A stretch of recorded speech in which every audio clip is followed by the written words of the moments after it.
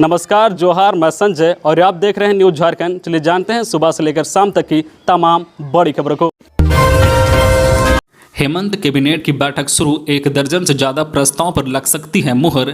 Jharkhand cabinet की बैठक आज शाम 4 बजे से धुरवा स्थित प्रोजेक्ट भवन में आयोजित हो रही है। इस बैठक की अध्यक्षता मुख्यमंत्री हेमंत सोरेन कर रहे हैं। दिवाली के मद्देनजर सरकार आमजन को लेकर कोई बड़ा ऐलान कर सकती है। इस बैठक में अलग अलग मंत्रालय के मंत्री, विभागीय सचिव, मुख्य सचिव और मुख्यमंत्री के प्रधान सचिव बैठक में शामिल हैं। गौरतलब है कि बीते कुछ कैबिनेट मीटिंग्स में झारखंड की हेमंत सरकार ने कई अहम और उल्लेखनीय ऐलान किए हैं। इसमें 1932 के खतियान के आधार पर स्थानीयता परिभाषित करने का प्रस्ताव और 27% ओबीसी आरक्षण लागू करने का प्रस्ताव अहम है। इसके अलावा सरकार ने आंगनबाड़ी सेविका, सहायिका के मानदेय में वृद्धि जैसा बड़ा कदम भी उठाया है। आपको बता दें कि 24 अक्टूबर को दिवाली है। हो सकता है कि सरकार आमजन के लिए कोई बड़ा ऐलान करे। यही नहीं, दिवाली को लेकर कुछ गाइडलाइन भी जारी किए जा सकते हैं। आगामी छठ महापर्व को लेकर भी कुछ घोषणाएं हो सकती है। इस बीच नियुक्ति का इंतजार कर रहे पंचायत सचिव अभ्यर्थियों को भी सकारात्मक घोषणा की उम्मीद होगी। झारखंड के इन 4 नगर निकायों में होल्डिंग टैक्स वसूली पर लगी रोक मामले की जांच के लिए कमेटी गठित। झारखंड के 4 नगर निकायों झुमरी तिलैया नगर परिषद, डोमचांच नगर परिषद, मानगो नगर निगम और जुगसलाई नगर परिषद में होल्डिंग टैक्स की वसूली पर रोक लगाई गई है।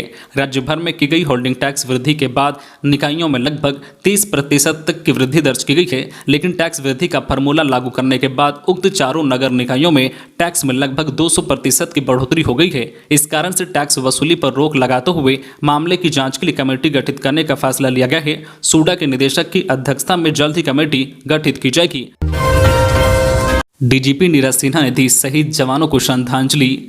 झारखंड पुलिस परिवार के द्वारा शुक्रवार को रांची में पुलिस संस्मरण दिवस मनाया गया। देश की रक्षा करने वाले वीर शहीद जवानों को राजधानी रांची सहित पूरे प्रदेश में श्रद्धांजलि अर्पित की गई। राजधानी में जेप ग्राउंड, पुलिस लाइन और सीआरपीएफ कैंप सहित कई स्थानों पर पुलिस अधिकारियों और जवानों ने शहीदों को श्रद्धांजलि अर्पित की। झारखंड में इस वर्ष नक्सलियों से लोहा लेते हुए 3 जवान शहीद हुए, जिन्हें डीजीपी नीरज सिन्हा सहित तमाम वरिष्ठ अधिकारियों ने श्रद्धांजलि दी। 21 अक्टूबर 1959 को भारत के लद्दाख के हॉट स्प्रिंग में चीनी सेना के आक्रमण में सीआरपीएफ अधिकारी कर्म सिंह अपने 20 साथियों के साथ शहीद हुए थे। इस घटना के बाद से हर साल 21 अक्टूबर को पुलिस संस्मरण दिवस मनाया जाता है। इस दौरान पिछले 1 साल में शहीद जवानों को श्रद्धांजलि दी जाती है। रांची के JF1 ग्राउंड में डीजीपी नीरज सिन्हा सहित तमाम पुलिस अधिकारियों ने 1 साल के भीतर देश की रक्षा के लिए अपना जीवन बलिदान करने वाले शहीद जवानों को श्रद्धांजलि दी। परीक्षा में जांच के दौरान उतरवाए थे कपड़े, आत्मदाह करने वाली छात्रा की मौत। जमशेदपुर के साक्षी स्थित शारदामणि गर्ल्स हाई स्कूल में कपड़े उतार नकल की जांच से आहत होकर खुद को आग लगाने वाली 14 वर्षीय दलित छात्रा रितु मुखी ने TMH की बर्न केयर यूनिट में गुरुवार देर रात दम तोड़ दिया।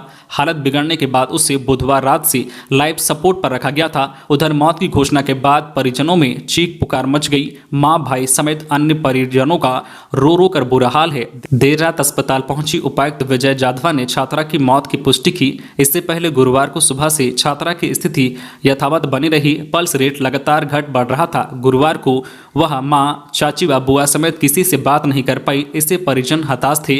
अस्पताल के कर्मचारी ने छात्रा को सुबह व दोपहर में लिक्विड दिया। डॉक्टरों की टीम भी हर आधे घंटे पर स्थिति जांच रही थी। इधर छात्रा के चाचा ने बताया है कि आरोपी शिक्षिका को गिरफ्तार कर पुलिस ने जेल भेजा है, लेकिन कानूनी कार्रवाई स्कूल की प्रिंसिपल पर भी होनी चाहिए थी। उनको सिर्फ निलंबित करना उचित सजा नहीं होगी। इससे पहले दिन में उन्होंने ईश्वर से ही चमत्कार की उम्मीद जताई थी। हालांकि सीताराम डेरा पुलिस दंडाधिकारी के समक्ष छात्रा का बयान ले चुकी है। इसके आधार पर कार्रवाई करने का आश्वासन परिजनों को दिया है।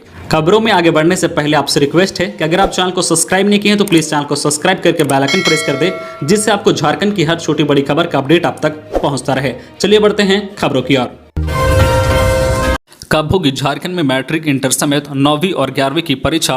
स्कूली शिक्षा विभाग ने जारी किया पत्र। झारखंड के जैक द्वारा आयोजित 10वीं और 12वीं की परीक्षा मार्च में होगी। इसके बाद 9वीं, 11वीं की बोर्ड परीक्षा होगी। सभी परीक्षा एक टर्म में होगी। स्कूली शिक्षा एवं साक्षरता विभाग ने इस संबंध में पत्र जारी किया है। मैट्रिक व इंटर की परीक्षा में 40% अंक के प्रश्न बहुविकल्पीय होंगे, जिसकी परीक्षा और मार्कशीट पर ली जाएगी। 40% अंक के प्रश्न लघु उत्तरीय व दीर्घ उत्तरीय होंगे। यह परीक्षा उत्तर पुस्तिका पर ली जाएगी। 20% अंक का आंतरिक मूल्यांकन होगा। परीक्षा के लिए JCERT एक सेट मॉडल प्रश्न पत्र तैयार कर उसे JEC को भेजेगा। 8वीं, 9वीं व 11वीं की परीक्षा वर्ष 2020 के पैटर्न पर होगी। एक साथ 2 से 3 विषय की परीक्षा ली जाएगी। वही ओलंपियाड परीक्षा बोर्ड परीक्षा के बाद होगी। परीक्षा अगले शैक्षणिक सत्र शुरू होने से पूर्व होगी। इसके लिए JCERT क्वेश्चन बैंक तैयार करेगा। इसमें अधिक से अधिक प्रश्न को शामिल करने को कहा गया है। कक्षा 8 तक के पाठ्यक्रम में झारखंड से संबंधित ऐतिहासिक एवं भौगोलिक जानकारी शामिल की जाएगी।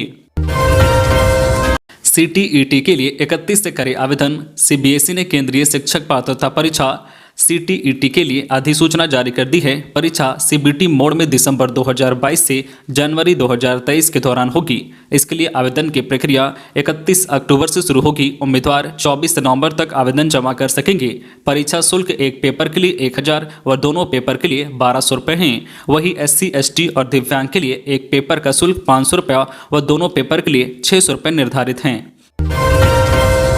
चक्रधरपुर में तेज रफ्तार का कहर, कार ने 2 बच्चों को रौंदा। चक्रधरपुर शहर के रेलवे ओवरब्रिज के नीचे असलम चौक में तेज रफ्तार कार ने 2 बच्चों को रौंद दिया, जिससे 2 बच्चे गंभीर रूप से घायल हो गए हैं। आनन फानन में दोनों बच्चों को प्राथमिक उपचार के लिए अनुमंडल अस्पताल में भर्ती किया गया है, जहां गंभीर पाए गए एक बच्चे को रेलवे अस्पताल भेज दिया गया। इस दुर्घटना से एक बच्चे का मुंह के अंदर में गंभीर चोट लगी है, जबकि दूसरे बच्चे को कमर में चोट आई है। दोनों की स्थिति गंभीर है। यह घटना शुक्रवार की सुबह करीब 9 बजे की बताई जा रही है। वही घटना की सूचना पाकर पुलिस घटनास्थल पर पहुंची और क्षतिग्रस्त कार को जब्त कर लिया है, जबकि चालक को हिरासत में लेकर आगे की कार्रवाई में जुट गई है। अभ्यर्थियों के प्रमाण पत्रों का सत्यापन 22 नवंबर से झारखंड कर्मचारी चयन आयोग JSC ने संयुक्त स्नातक प्रशिक्षित शिक्षक प्रतियोगिता परीक्षा के विभिन्न विषयों की राज्य स्तरीय मेधा सूची के आधार पर सूचीबद्ध अभ्यर्थियों के प्रमाण पत्रों का सत्यापन करने का निर्णय लिया है।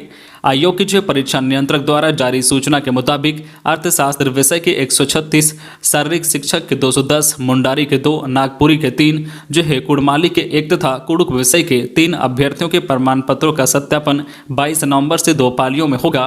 सत्यापन कार्य 24 नवंबर तक चलेगा। आयोग के नामकुम स्थित कार्यालय परिसर में सत्यापन किया जाएगा। किन्हीं कारणों से अनुपस्थित अभ्यर्थियों के प्रमाण पत्रों का सत्यापन कार्य 28 नवंबर को दिन के 11 बजे से किया जाएगा।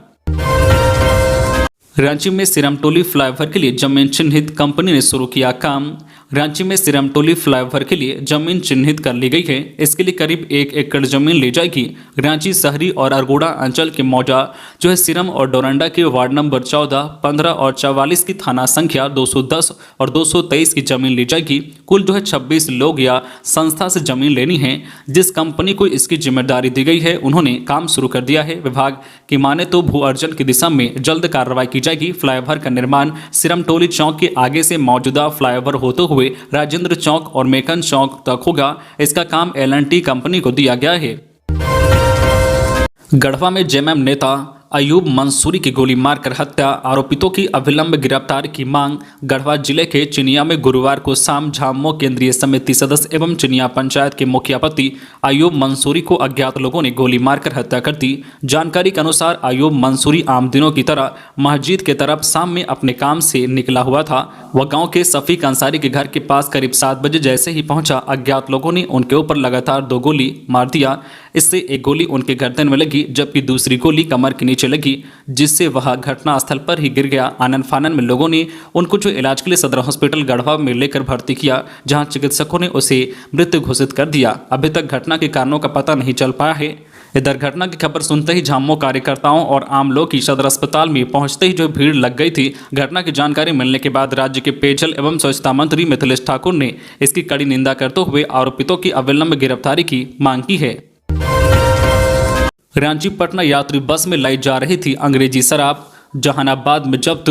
बिहार में भले ही शराबबंदी है, लेकिन त्योहारों का सीजन आते ही शराब माफिया काफ़ी सक्रिय हो जाते हैं। हालांकि पुलिस भी उतने ही सक्रियता से शराब माफियाओं पर भारी पड़ती दिख रही है। ताज़ा मामला जहानाबाद जिले के हुलासगंज थाना क्षेत्र के जूहरमल चौक के पास का है, जहां पुलिस ने गुप्त सूचना के आधार पर रांची से पटना आ रही बस की तलाशी के बाद 475 बोतल अंग्रेजी शराब बरामद की है। इस मामले में हुलासगंज थाना प्रभारी चंद्रशेखर प्रसाद ने बताया कि त्योहारों के सीजन में पुलिस काफी सक्रिय है और झारखंड से आने वाली बसों पर कड़ी नजर रख रही है।